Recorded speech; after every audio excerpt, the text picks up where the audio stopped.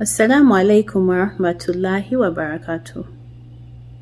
Most of the times in our lives, we do things just to please other people.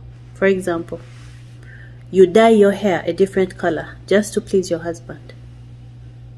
You decide to take on a different course at university just to please your parent.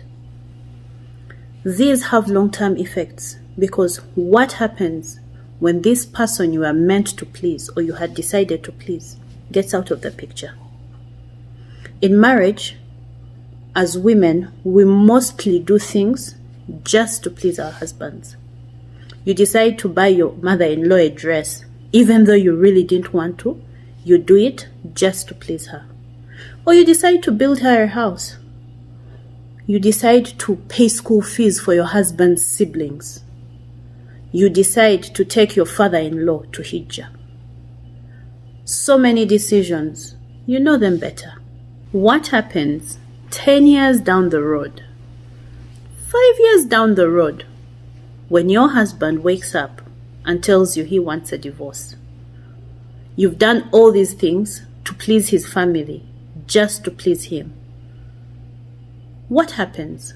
What goes through your mind after doing all these things?